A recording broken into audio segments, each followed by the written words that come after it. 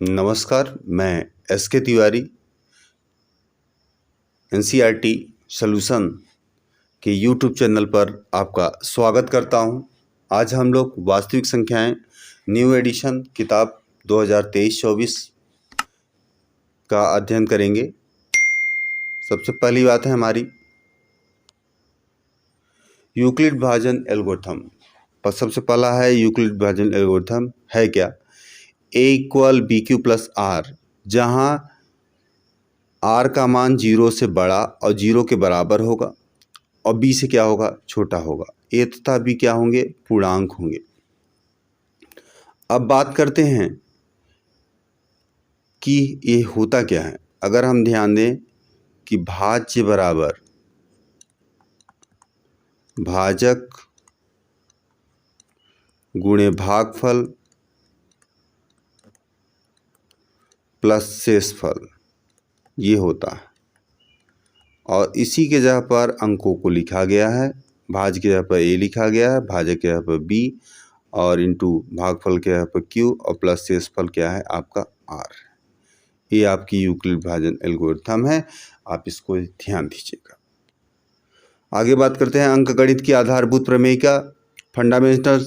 Fundamental theorem of arithmetic. प्रत्येक भाज्य संख्या को अभाज्य संख्याओं के गुणनफल के रूप में व्यक्त किया जा सकता है। यह गुणनखंडन अभाज्य गुणनखंडों के आने वाले क्रम के बिना अद्वितीय होता है। कहने का मतलब यह है कि अगर आपके पास में भाज्य संख्या है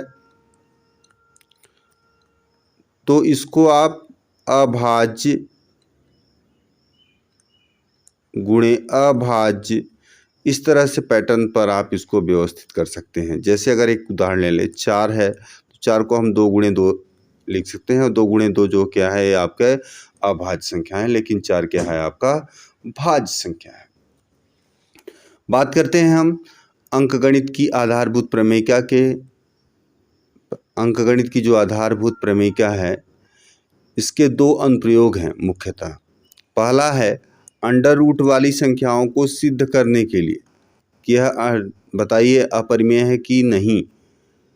हम लोग सिद्ध करने के लिए प्रयोग करते थे कि अंडर रूट 2 अपरिमेय है, अंडर रूट 3 अपरिमेय है, अंडर रूट 5 अपरिमेय है, अंडर रूट 7 अपरिमेय है।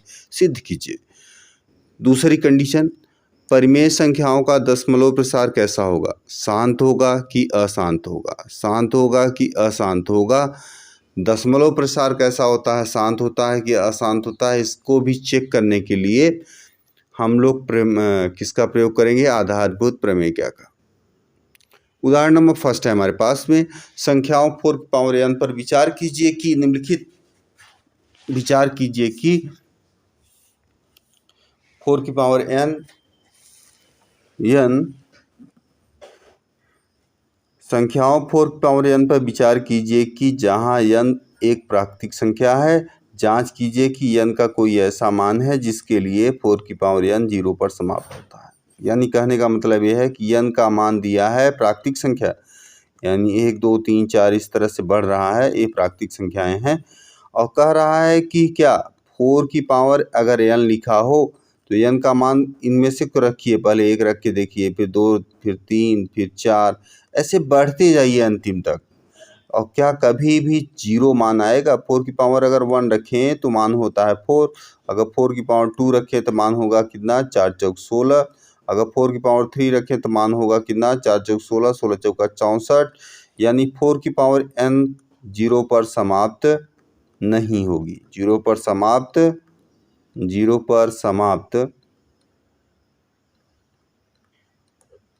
नहीं होगी।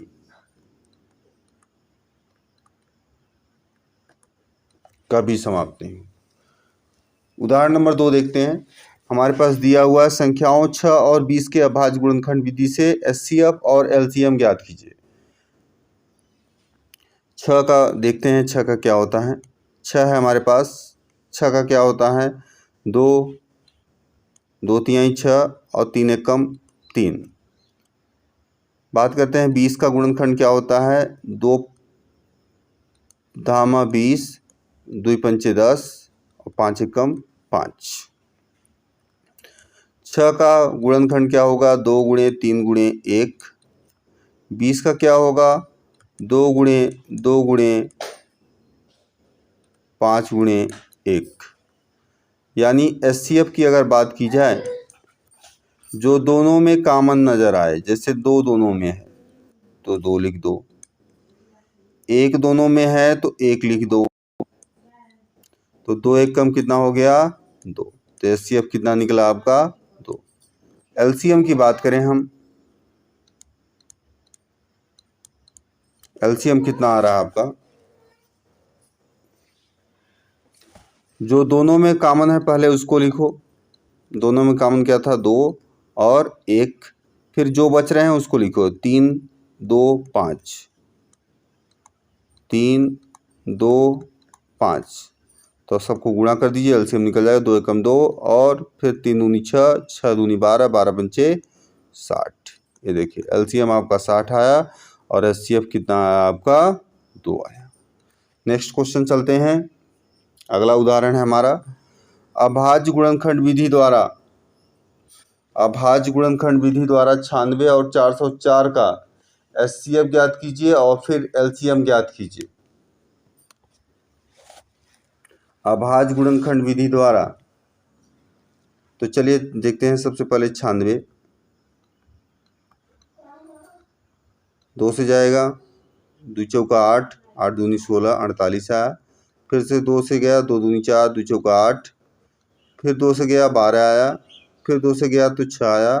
अब फिर आगे ले जाएंगे 2 से, 2 तिहाई 6, फिर 3 एकम 3। 404 की बात करें तो क्या आता है आपके पास? पहले 2 से जाएगा, 2 दूनी 4, 0, 2 दूनी 4, फिर 2 से जाएगा, 2 एकम 2, 0, 1 आएगा। फिर 101 से जाएगा तो कितना आएगा आपका? 1 आएगा। तो यानी 96 का आपका गुणनखंड क्या हो गया? 5 to 2, यानी 2 दूनी 2, फिर से 2, फिर से 2, 1 2 3 4 और ये 2 और गुणे 3 गुणे 1। आप इसको ऐसे भी लिख सकते हैं, 2 की पावर 5 5 बार है और इंटू 3 और इंटू 1, ठीक। और इसको अगला है हमारा नंबर 404। इसको है 2 गुणे 2 गुणे 101 गुणे 1, अर्थात लिख सकते हैं 2 की पावर 2 इंटू 101। अब अगली बात करते हैं हम लोग। सबसे पहले निकालेंगे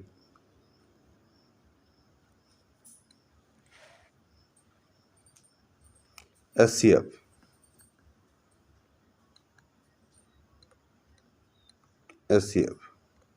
एचसीएफ क्या है? जो दोनों में कॉमन हो। अब बात करते हैं, हम यहाँ से देखेंगे, जैसे 2 इसमें भी कॉमन है, 2 इसमें भी है, 2 इसमें भी है और 2 इसमें भी है। 2 दोनों में कॉमन है और 1 है। तो एचसीएफ कितना हो जाएगा? 2 गुणे 2 गुणे 1, अर्थात कितना? 2 दूनी 4, 4 एकम 4।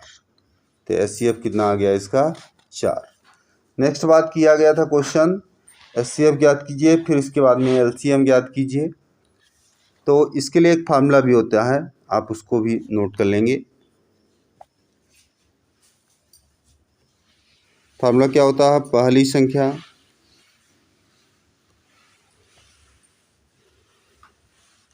गुणे दूसरी संख्या बराबर एलसीएम गुणे एचसीएफ।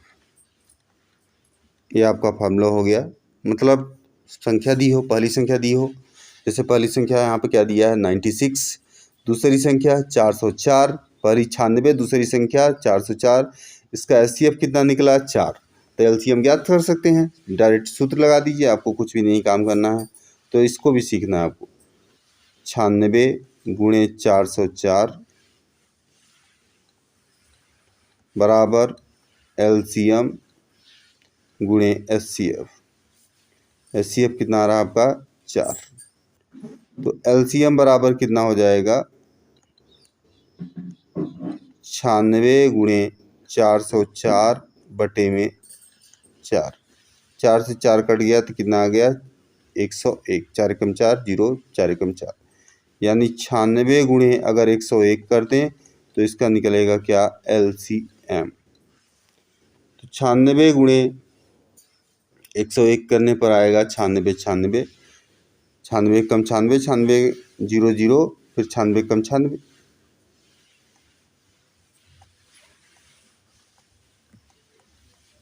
तो कितना LCM निकलेगा आपका, 96, 96। अगली बात करते हैं, अगला क्वेश्चन है उदाहरण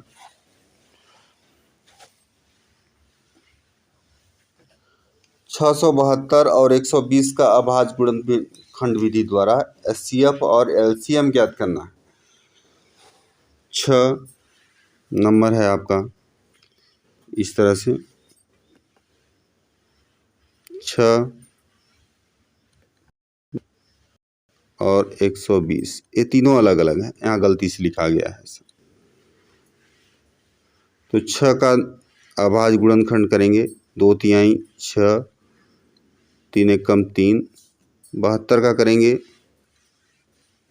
2 तिहाई 6, 6 दूनी 12, 16 दूना 18 दूनी 36 होता है, 18 आएगा, 9 दूनी 18 होता है,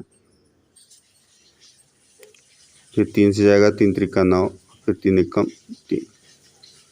120 की बात करें तो क्या होगा आपका, 2 से जाएगा, 6 दूनी 12, 60 आ गया, 30 आएगा, 15 आएगा, फिर 5 से जाएगा, 5 3 15, फिर 3 से जाएगा, 3 एकम 3। सबका गुणनखंड लिखेंगे। 6 का क्या लिखे हम, 2 गुणे 3 गुणे 1। 72 का क्या लिखेंगे हम, 2 गुणे 2 गुणे 2 गुणे 3 गुणे 3 गुणे 1। 120 का हम लिख सकते हैं 2 गुणे 2 गुणे 2 गुणे 5 गुणे 3 गुणे 1। HCF की बात करें, HCF में जो सब में कॉमन है, ये देखिए 2 आपका तीनों में है, तो 1 2 तो आ जाएगा। फिर तीनों में जो कॉमन निकले वही HCF होगा। अगला 3 है तीनों में, ये देखिए ध्यान से देखिए, तीनों में 3 है, तो आपका अगला 3 हो जाएगा और गुणे 1, तो 2 तिहाई 6। HCF कितना हो गया यहाँ पर, 6।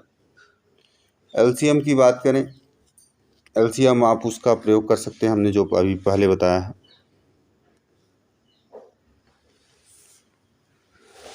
और नहीं तो आप डायरेक्ट भी कर सकते हैं। क्या LCM कितना हो जाएगा आपका, दोनों में जो कॉमन है संख्या 2 लिखे हम, इसके बाद में 3 कॉमन था, फिर इसके बाद में अब आप देखिए 3 तो हो गया, एक चाहे लिखिए चाहे न लिखिए, देखिए 2 है तो 2 लिखिए, फिर दोनों में 2 है, फिर 2 लिखिए, 2 में भी अगर आएगा तो भी लिख सकते हैं हम। फिर यहाँ देखिए 3 है और यहाँ 5 है, 3 गुणे क्या लिख दीजिए, 5। देखिए आपका आ गया 1 2 3, 3 ठो आपके 2 आए हैं, और 1 2 2 ठो आपके 3 आए हैं, और एक 5 आया है। इनको आपस में गुणा करेंगे तो आपका आएगा 360। इस तरह से आप LCM और HCF ज्ञात कर सकते हैं। तो अगर आपको हमारी वीडियो अच्छी लगेगी तो इसको सब्सक्राइब कीजिएगा, चैनल को लाइक कीजिएगा, और अन्य दोस्तों तक वीडियो को शेयर कीजिए, और बेल आइकन को प्रेस कर दीजिए ताकि हमारी वीडियो की नोटिफिकेशन आपको जल्द से जल्द मिल सके। वीडियो देखने के लिए बहुत बहुत धन्यवाद आपका।